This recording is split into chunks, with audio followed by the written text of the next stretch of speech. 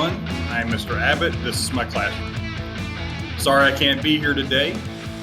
I am actually taking my daughter to school. She's attending Texas Tech University, so I needed to be there with her today to help unload, but also to say goodbye. So I will be back on Tuesday, but I wanted to give you an introduction to what goes on in my classroom. So next, let's move to the syllabus. You can see it on the screen what it's going to look like. I did a little bit differently this year. I'm going to have you fill things out as we go through, mainly because I think it helps you remember everything that you need to know and kind of keeps you a little more interested in what's going on than me just handing it out to you. Now, Mrs. Bass is probably handing them out now, or she can pause it and give you a copy, and then we'll start talking about it.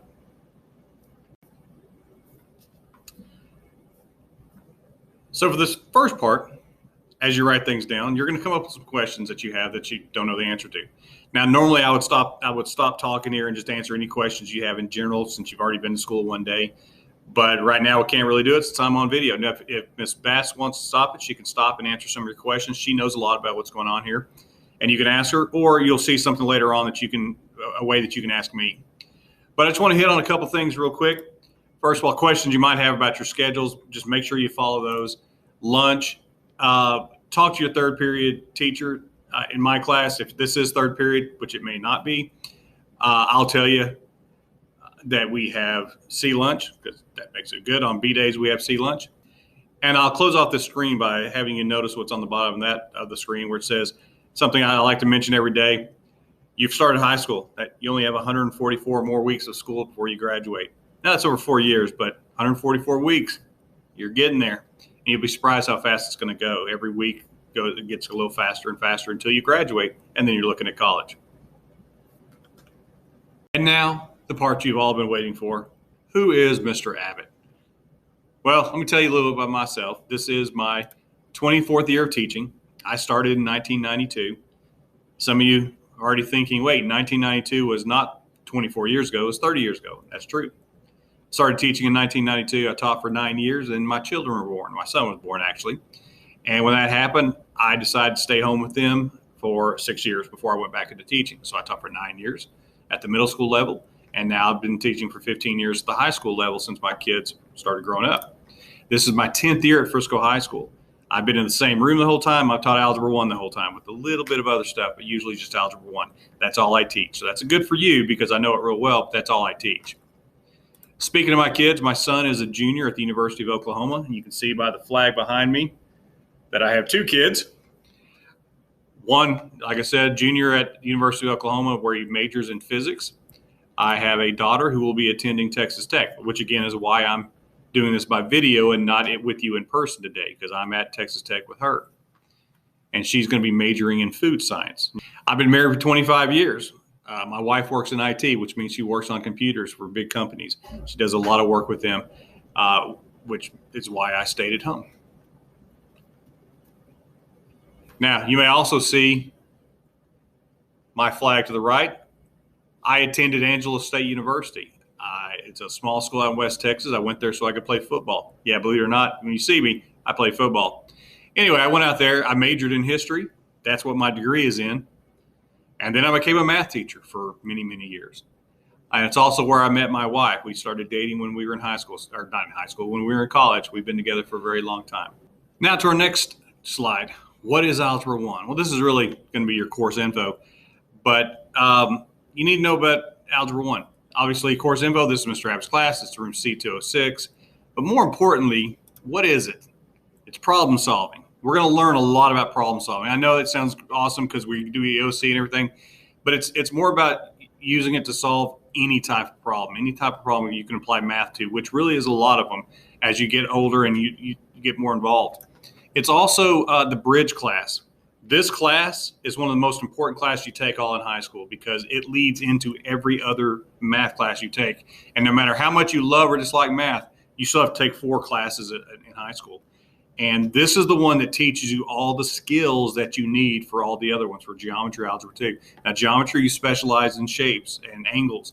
And algebra 2, you learn about some new function families, and then you take pre-cal or stats or anything like that. But the skills that you learn in Algebra 1, how to solve, how to recreate or represent functions differently, you learn in Algebra 1 and you can apply it. In fact, I tell this story all the time.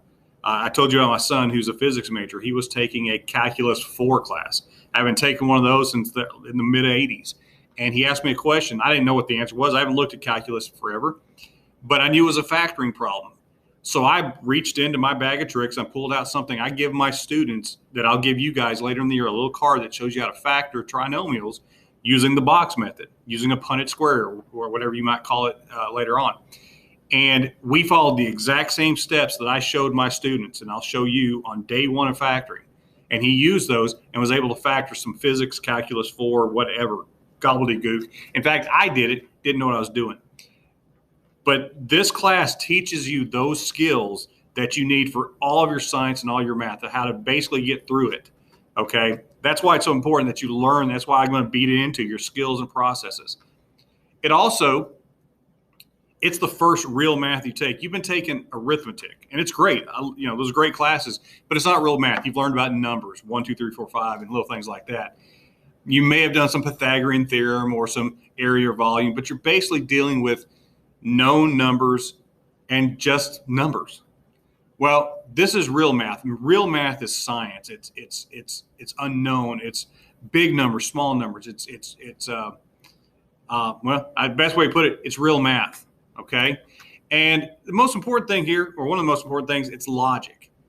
In order to be able to solve mathematically, you have to logically think things through. The logic is applied to anything you do, from a mechanic to a surgeon. If you're a surgeon, you can't just open up the body and start reaching and grab stuff. You have to logically work your way through and take things apart the right way. If you're a mechanic, you can't just willy-nilly stick things back on. You have to know how things go back on, or you end up putting things together the way I do. And I'll tell you a story about me putting up ceiling fans later on, but that's another thing. But you have to logically think your ways through it. And then finally, believe it or not, algebra is something you already do in your head. We just expand it and allow you to put it down on paper so you can actually do more with it. But I know every one of you do the same thing. You hear that alarm clock in the morning and you think to yourself, if I sleep for 5 more minutes, how fast will I have to do things? Well, how fast you have to do things, that's your slope. That's your rate of change. Okay, you're adding 5 minutes to it. Originally, your slope can be something different. But whenever you go to the store and you have to buy something and think, okay, I have $20. If I buy 3 of these, it's going to cost me $14. If I buy 4, it's going to cost $18. That's algebra. But it's algebra you've done for so long, you do it in your head. Well, we're going to take that basic stuff and we're going to apply it to even bigger things. And we're going to show how we can do it with numbers that don't make sense to us. That's what's important about Algebra 1, is taking these processes and skills and expanding it, okay? And the good thing is, like I said, you already know a lot of it, so it's not going to be stressful for you as long as you stop and think about what you're doing and use your logic, okay, and learn your skills and your processes. And this can be really powerful, a really powerful tool for you that you can apply later on. Our next slide is, who is Algebra 1? Now, you already know me because you're looking at me. But some of you will have friends who have a different teacher. Some of you will have to change classes, so you'll go to a different teacher. Some of you will just have tutorials, and you'll think, I don't want to talk to Mr. Abbott anymore. I'd like to see somebody else. And you are always welcome to go to any teacher if you need help, if you go to tutorials. I will have eventually the tutorial schedule for every teacher on the wall outside my door, and you're welcome to go there anytime you want. But I thought I'd introduce you to everybody. Obviously, me, Mr. Abbott, I'm in C206. My tutorials we'll talk about in a minute, but again, I'll try to post everything on the wall later.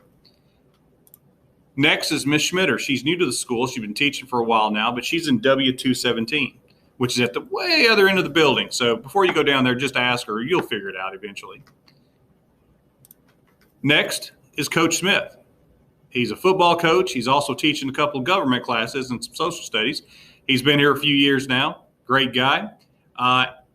I put TBD, which means to be determined, because he's going to be floating. He's going to probably be in my room or in C203 or a couple other rooms if you need him for tutorials. But you can just ask as the time gets near. And finally, I have Coach Ortiz. She is a basketball coach. She's been here for a very long time. She is in C203, which is right next to me. If you need help with her, she also teaches geometry.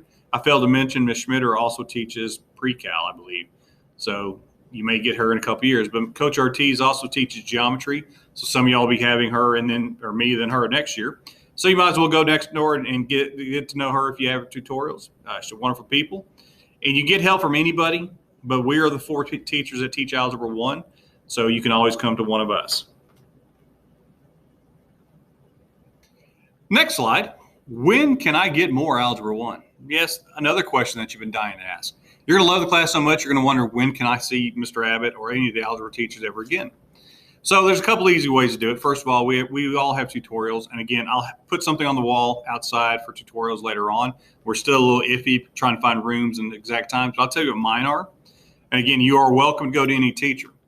First of all, right now, and I know mine says to be determined, but I'm planning on having tutorials on Tuesday and Thursday morning from 8:15 to 8:45. You're welcome to come in. First thing you need to know about tutorials, you can come in for 5 minutes, ask your question, and then leave. You do not have to stick around for the whole 30 minutes or till 9 o'clock. You can come in, just ask a question and go. And that's the way I prefer it, because there's no need for you to be here doing things if you don't need to be. You're welcome to sit in here and do your homework or anything like that. I'll work with you or answer questions as we go. Now, the reason it's to be determined is because right now I have a couple classes that will be meeting in 0 hour in my room. So I'm not exactly sure where I'm going to go, but we're not going to need tutorials for a few days.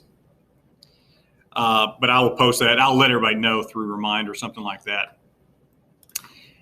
The other day I'm going to have tutorials will be either Monday or Tuesday after school. I'm not a big after school person, though I stay after school. But on A days, I will be here either Monday or Tuesday, whichever day it is. If Monday's a B day, I'm not going to be here. But if Monday's an A day, I'll be here till 4:55 or 5 o'clock, basically. If you need another time, you just need to let me know so I can plan for it. I may be here. I may not be able to. By the way, by planning doesn't mean show up at 4:26 and go, hey, I want to stick around for an hour. Nope. Planning means you can email me, you can text me earlier that day. Just let me know, and I'll let you know if I'm going to be free to stay after. And then finally, you'll hear more about this all during the next couple of days, or you probably heard about it yesterday. You'll start learning it during advisory. But we have flex time. It's when you have advisory these first 2 days, and then next week, I believe. But the week will be split up into different tutorial times. For example, Mondays, my room will be open for math tutorials. Most of the time, it's going to be open tutorials. If you need help, you come in. If you don't need help, you find someplace else. There will be some assigned tutorials depending on the situation. We'll get into that later. Wednesdays, most Wednesdays, I'll also have it open. But I'm going to say by appointment only because I do have meetings that I have to attend that day. So the reason I put it by appointment only is so you let me know that you're coming so I can let you know if I'm going to be there. Also, that won't be a day, no matter what, that won't be a day that you can just come hang out in my room. Monday you can until I fill up. If I fill up with people for tutorials and you're just hanging out, I'll move you someplace else. But those will be the 2 days during the week during flex time. Thursday, of course, will be advisory day, so you'll be in another place anyway, unless you have to be my advisory class. But those will be the 2 days during flex time that I'm open for tutorials in the mornings. Even though, and again, any date that isn't on the screen, if you ask, if I'm there, you're welcome to come in. Mornings especially. Once I figure out where I'm going to be, if you just want to drop in, even if you haven't told me, even if it's Friday, you can come by the room and find out if I'm there or Monday or Wednesday. And as I said earlier, once we get everything going, you'll see everybody's schedule outside of all the math rooms, and you'll be able to find out where you can go. And you can go to anybody. If you start feeling more comfortable asking Ms. Schmitter for all her help, it's not going to bother me. You can go there because I'll have some of her students and Coach Smith's students. Coach Smith, being football, he won't be able to talk to you very much for a long time. But when he is, he'll be able to help you out some. Okay, so next we're going to talk about some of the things you need to have in class. And I put up there, what is the technical, boring, but important info I need to be aware of in Algebra 1. This is basically the back of your paper that talks about Canvas and books and supplies and tech and that kind of thing. Just some key things that you need to know. First off, we will use Canvas a lot. Everything's on Canvas. Everything goes through it. You need to be aware, or not aware, but able to get to it on your device, on your Chromebook, on your phone. There are going to be times where you're going to upload a PDF and it's easier to do through your phone. There's going to be times when you're going to want to answer your mail through that. But be aware. I think most of y'all have already used Canvas before, but if you haven't, make sure that you're capable of it. If you have any questions, come ask. But I would get it both on your phone, your iPad if you're using that, your Chromebook, bookmark it, everything. Now, textbook. We don't really use a textbook, but you guys know that. You've been in Frisco ISD for a while. You've probably used the Carnegie books before. We do use Carnegie off and on. There will be downloadable things. Everything will be on Canvas. I'm going to try to have a section in Canvas over the next couple of weeks where I start putting all the book material, as well as if you go through the modules, you'll have everything we do every day listed out, worksheets, downloadable parts from the books, Google Slides, notes. Okay, if you miss a day, you always go back to Canvas and you'll see all this information there for you. Now, supplies. This is kind of odd. We are going to have computers or Chromebooks, and you need to have that every single day. That's why it says device. We are going to put phones up every day when we come in. There's a caddy at the front of the room. So we're not going to have our phones at our desk very often. Some days we will, but most times we won't. Now, I still use pen and pencil. I don't care what you work in, as long as if you use a pen, you do it neatly. You can get an erasable pen. You can use a regular pen. Doesn't matter to me, but pencils work better. Bring your own paper so you have it. You need to have that every day because we're going to use it every single day. We take notes. We do activities. I will supply at some point or for some items. Sometimes I don't. But you need to be prepared to do that all the time. We will have a Google Drive. You'll need to set up your Google Drive through your Gmail or through your school account and use that all the time. Set you up in Algebra 1. If you don't know how to do it, I'll show you when I get back one of those days. If you do know how to do it, go ahead and set up a folder for Algebra 1. Set up folders inside that for Unit 1 or Lesson 1 or however you want to do it. I'll kind of go along with it. But anything I have you download or use, put in there. It's always good to go back to it. That way you have a copy of everything. And you're not relying on keeping a notebook, because I don't keep a notebook. As you'll probably be able to tell very soon, I'm not the neatest, most organized person on my desk, but I keep everything on the computer. The next two things on there, wow, I misspelled calculator. I need to go back and fix that. I might do that here. Now, I probably won't, since I'm making a video about it. But a calculator is not mandatory. We use a graphing calculator, TI-83. You're welcome to buy one. I bought one for myself, probably in year 20 of teaching. I bought one for my kids when they were sophomores or juniors, not before then. And just because we'll supply one in class. Most things we do outside of class, you can, if you need to have a calculator, you can just use a basic scientific or 9-button, whatever they are, the ones on your phone. But we use a graphing calculator. We also use Desmos a lot in class. So if you don't use Desmos, you're going to learn. And the last thing I could reverse on here is the PDF scanner. I use Genius Scan. There's Cam Scanner. There's several apps out there for PDF scanners. You can use your notes on if you have an iPhone. I think even now Photos can do it, where you can turn in a PDF. But I will be very strict on this, and you'll see this as we start turning things in. When you turn in work digitally, I don't take pictures. If I see your leg or your bedspread or your ceiling or your puppy, I don't take credit. You won't get credit for anything. It has to be a PDF, not pictures. Okay, it's my pet peeve. It's the way I do things. I'll show you how to do it. I'll probably show you how to do it several times, but before long, you'll be expected to know how to take a piece of paper or something you've done and turn it into a PDF correctly, not covered in shadows, not covered, a mess, no photos. Okay, I don't need to zoom in to see your work. I need to see your work like a sheet of paper. But we'll get into that later. So, and PDF scanners are probably on every one of your phones by now, so that's not a big deal. So those are your basic supplies. For this next screen, this goes down the bottom of the front of your paper. The expectations. What does Algebra 1 expect of me, the student? So this is basically, I don't want to call them rules, because they're not rules, but they're what I expect out of you. First of all, be prepared. There is nothing that slows you down more than not being prepared. I had a student last year who'd bring his Chromebook every day, get to class, wouldn't have it charged. He would have to sit and write everything by hand. And you think, oh, that's great. No, not when I put things like Delta Math and I do all kinds of activities on the computer, and he has to handwrite every little thing and every little word, and it really slowed him down. I had another student who couldn't remember to bring his Chromebook charged when he had to take a test. So he ended up having to take a test in Mastery Connect on his phone. Now you may think, that's fine, but my tests aren't multiple choice tests. My tests are, you show your work, you write all the stuff, you find all these answers. And he was having to do some very difficult things on his phone, and that's all he could use. And I estimate that it cost him about 10 to 15 points every test. He should have been a mid to high B student, but he was really a mid C student simply because he had his phone every time. You be prepared. I have a few pens or pencils. Well, actually, I don't load out any pens, but that's just a me thing. But I have a few pencils. But if I've got to find one for you every day, you're getting behind. Okay, so come prepared. Second thing, participate. As you look around, you see all these tables. I have 6 tables. I put you in groups of 3 or 4. I expect you to talk to one another. Now, I'm going to walk around. I do that so I have space to walk around and talk to you. I will be at your table many times a day talking to you about the work, about whatever. I know that when you sit with your friends, you're only going to talk about 80% of the time about math, and that's okay as long as it stays at 80% math. It's when it drops to 40 and 50 that we have a problem. But participate. If you don't participate, you're going to fall way behind, and there's nothing I can do about it. There's some teachers that are really nice and sweet, and they'll sit with you. I'm not one of those. I'll help you till we get it right. But I look at you, and you're going to have to be an active part of this, okay? Now, I say it sounds like I'm being mean. I'm not. We have a good time in class. I walk around, we talk. But you have to be actively participating. So participate. Next. Practice, practice, practice.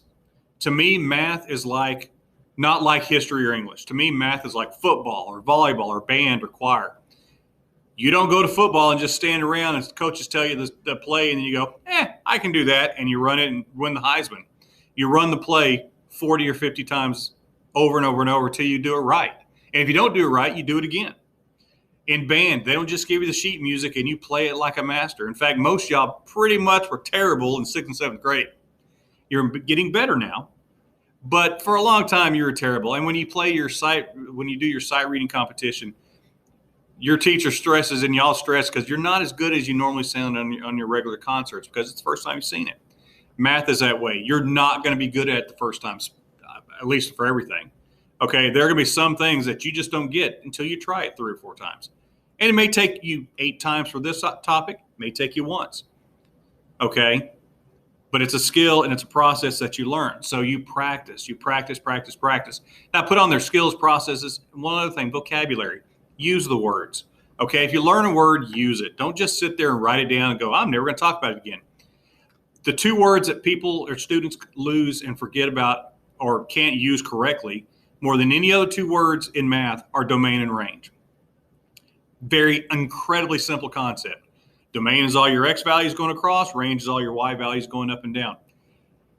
For whatever reason, every time the math teachers get together, we talk about, what do they don't know? It's domain and range, all the way up to calculus. No idea why you guys can't remember that, but for some reason, you can't always remember that. But I think it's because you just don't talk about it. You go, I can do that, and you read it, and you just start trying to do your work, and you never put it in your head. Use the vocabulary. Talk about domain. Don't just say, I got to go find the x values. Say, I have to find the domain and talk about it. Say domain to your friends. I'm going to say the word so much time today that it's going to lose its meaning because you know how that works. But use the words. Talk about it. Don't just ignore it and never use them again because you'll just forget about them. Next, listen, speak, read, write. That goes with participate. So I got 3 things that basically mean the same thing. Participate, practice, listen, speak, read, and write. Don't just sit there. When I call on you, sometimes you're going to go, I don't know what to do. And we're going to let you talk to a friend or ask us for help. But don't just sit there and stare off into space. You're sitting with 3 people, talk to them. Because I'm never going to let you sit off by yourself. That just doesn't happen, especially in the class sizes we're going to have this year. You're never going to be by yourself, unfortunately. I know some of you want to be. I understand. But you're always going to be with somebody. Talk to them, okay? Talk to them. Be a part of the class. Next, I cannot stress this enough. Ask questions. I'm going to walk around and I'm going to talk to you, and I'm going to ask you a lot of questions. One of the questions is going to be, especially with 25 people in the class, I'm going to walk to your table and go, hey, you guys okay? If you all sit there, all 4 of you sit there and go, yes, we're great. I'm going to assume you are, and I'm going to go to the next group, okay? But what happens is if you don't ask that question that you really have, it may take me 10, 15 minutes to get back to your group. So ask. If you have any question to ask, I guarantee you there's not a single topic in this room in Algebra 1 that if there's 25 people, that 24 people understand immediately, and only 1 person has a question. Nope. There will always be more people than just you that have that question. So ask. The only way to find out information is to ask questions, okay? Or listen. But asking questions goes back with the speak. Now, sometimes you're going to ask a question. I'll be honest with you, and this is the annoying part of me. You're going to ask a question, Mr. Abbott, I don't know how to find the domain. And the first thing I'm going to say to you is, well, you have 3 partners here. What did you ask them? And hopefully you'll say, yes, I did, and they're not sure either. And we'll talk about it, and you'll get your answer. But if the first person you ask a question of is me, and you're in a group of 4 people, well, that's a problem too.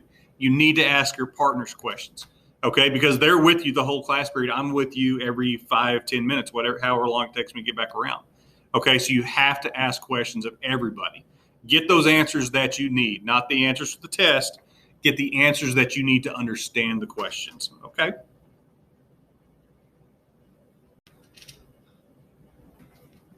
Here is the bell schedule. Now, this is just B day. You can look on the front board, you can look on the side wall or back by the door. You'll see a copy of A day as well. I put the schedules specific to my class because my lunch is different.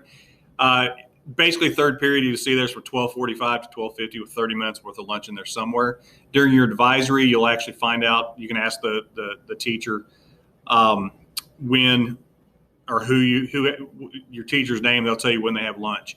But I put the schedule up everywhere. I want you to write it down. You write it down somewhere. Write it down everywhere. Have it. It's the same schedule all the time. It's very important for you to know when class ends and when class starts. Okay? You get 5 minutes between classes. You get 5 minutes between advisory. Okay? You need to know what your schedule is, so write it down somewhere. If you need to pause the video, ask the teacher to pause it. We'll pause it and give you some time. If not, let's hit up a few high notes. Advisory is every day between 12:10 and 12:40. On Thursdays, you go to your advisory teacher.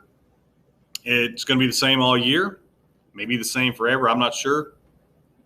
But you'll go to your advisory teacher where there'll be something. That's only on Thursday. Well, it's every day for the next week and a half right now. But after the year gets going, it'll be every Thursday. The other days, flex could be you go for tutorials, maybe you get a little free time. But that's a time, the flex time, you'll hear this from everybody. You'll hear it from the principals and all, but the flex time is a very important time. It's your time to get a little work done. If you need to get your homework done, it's 30 minutes. You can use this study hall. There will be teachers who have times available. Like in my case, Mondays, I will probably have availability in my room. I don't have it every day. Tuesdays and Wednesdays, or Tuesdays and Fridays, I'm doing something else. Wednesdays, I'm probably going to be there. But it's a place, if you need to work on something, you get a little quiet time in the classroom. It could be with a specific teacher. It could be anywhere. Sometimes there'll be assigned tutorials if you're not doing so well in one of the classes. Like, and in the schedule, I don't know what the schedule is really, but I know math is Monday, and like English and science and history have a day during the week, except for Thursday.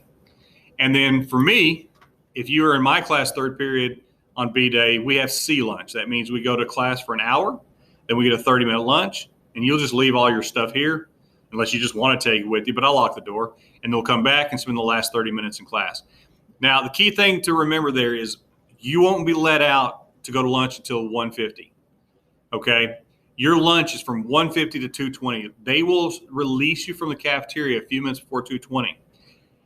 I will cut you a little slack. I probably won't start class till 2:21, but I will count tardies for coming back for lunch. If you are late after 2:21, I will count you tardy. So you can get 2 tardies in one period. Now, it's really hard to be tardy because you give you plenty of time in classes, but it is possible. So make sure you get back here. And I'm a lot harder on lunch tardies than on the others. So make sure you're back, okay? As for anything with my class, if you need to run to the restroom, you can probably stop on the way over here because you're going to go between classes in most cases. If you can't, let's say you run over to class, you drop your stuff off, you need to let me know. I'll let you know if it can go right then, because I'll probably let you go right then, just say, hey, be back a minute after the bell or something. Or I'll let you go during class. If it becomes an everyday thing and you're late by 5 minutes every day, then we're going to have a talk. In most cases, just say something to me or be back on time if you don't see me. Now, important in case you don't have this, these are all the lunches. Depending on what teacher you have, A lunch is 12:45 to 1:15, B is 1:15 to 1:45, C is 1:45 to 2:15, and D is 2:15 to 2:45. That's the most fun. I've got that on A days. I'm not looking forward to it because you will go forever to have lunch. If that's the case, if you have C or D lunch and you know you're going to be hungry, some of y'all are in volleyball in the mornings, or you just have or band or something, you have to eat early, and you know you're going to at 2:15 you're going to be starving, like myself. Talk to your advisory teacher. That's probably the best time. Even advisory, or you can, like in my case, I'm going to let my advisory kids bring some snacks in here. Or for during flex time, you go down to the cafeteria, you can have something, or even during tutorials, as long as most teachers are okay, as long as it isn't, well, first of all, you can't bring a meal, but if it's just a quick snack, most teachers are understanding, but always talk to the teacher first. Okay. Never just try to jump in and bring out your sandwich and grapes and Cokes and everything and have it during flex or during class. Always ask, because some teachers do, some teachers don't. But you can't have big meals up here anyway. That's what lunch is for. But just be prepared for some of you that have D lunch. It's a little tough to make through. So write those times down. Pay attention to when you have lunch. Kind of plan for it, okay? Now, these last two slides we're going to run through fairly quickly, even though there's some good information on them. This first one is about Remind. I don't know how many of y'all have used before, but we use a lot here at Frisco High School, and myself especially. I like to send information quickly to Remind. You either get an email or a text. You'll have to go check your settings on that. But it's a way for me to quickly respond to you or quickly give you information. Sometimes I even send out reviews. I've been known to send out bonus questions that way, just to kind of give you a heads up, or just reminders of things. It can go to both. It can go to you and to your parents, but most of the ones I send out are just to you, unless it's really, really important. But usually it's a mass way to do it. So at this point, you should have probably gotten your first Remind notice from this class. I had it sent automatically during class period. Depending on your notifications, it'll probably be either an email or a text. I think most of y'all probably the first time you get it will be through email. At this time, what I want you to do, and Ms. Bass will pause the video, is I want you to go to your phones or device, and I want you to check. You could reply now. You don't have to. But if you want to reply with a hello or something like that, feel free to. Or if you want to just ignore it and go, okay, that's fine too. But I want you to keep that one. If you ever have a question, especially this weekend or in the next few days, and before I send another one out, you can always reply to that. That comes directly to my phone, directly to my computer. I answer comments and questions a lot. Now, I won't answer all the time. Sometimes I answer it. Sometimes it takes several hours. Sometimes I do it immediately. Don't be surprised if that's the case. Because I have my phone with me. I just check it. If it pops up, if it's important or something, I'll try to answer it. But that is a good way to communicate with me if we are not in class. In fact, I mentioned earlier about tutorials after school or something like that. If you need that, jump on there, give me a notification that ask me something, and I'll either email you back pretty quickly or I'll text you back. Okay, so that's a good thing. Make sure you check it. Make sure you use that and have that handy. And then finally, if you have any questions, there's my email, abbottf@friscoisd.org. You can email me anytime. You can send something to me that way, or you can just send it through Remind. I'm good either way. Like I said, I do answer emails. I do answer reminds. I can't guarantee a time, but a lot of students get responses in minutes, unless I'm just in the middle of something and I can't do it. I respond a lot while watching TV or playing video games. So there you go. And finally, we'll finish up. Well, this part, I got a couple things for you to do. But the non-math part we'll finish up. If you would, and you can pause the video, you can scan the QR code, or you can just go to the bit.ly I put up there. I have a series of questions I want you to answer. Nothing strenuous, your name, a little bit of personal information. It's going to go, and I like to learn a little about you. And then some fun questions. If I were in class, I would ask these questions and we'd have a long discussion. As it is, you're going to answer them on this form, and then we'll talk about it later. Nothing big, but one of the questions is, if you were a superhero, what would your superpower be?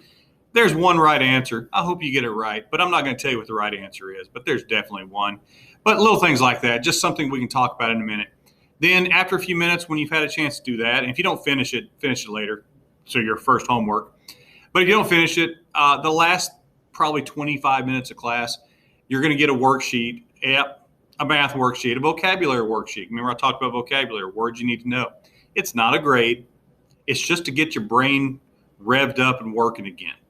I want you to, when you do that, I want you to work on it, go through it. Try not to use your phones. I'll let the teacher allow you the phones the last few minutes of class to look things up, but I want to see what you remember. Nothing's big. Remember, it's not a grade, stress-free.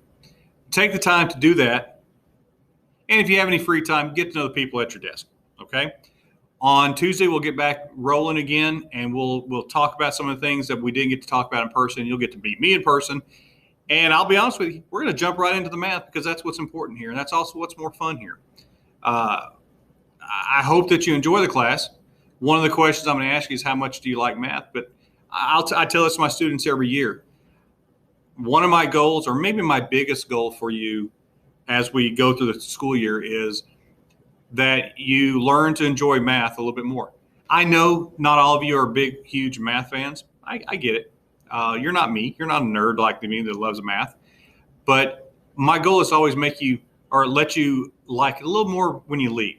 And that doesn't mean we're going to have fun and watch videos all the time. You know, we will do that. It's to enjoy what happens with math and enjoy the numbers. So that's my ultimate goal for you, is that when you leave, you like math a little bit more than when you came, even if it's just a little bit. Okay? So for the next remainder of class, I want you to go through, fill out the round table, then in a few minutes, work on the crossword puzzle with the vocabulary and just see what you can do and get to know the people you're sitting with, because you're going to sit with them. And then when you come in on Tuesday, I'm going to get to know you a little bit better. Okay? Until then, have a good weekend, finish your work, get ready for the classes, and I'll see you on Tuesday.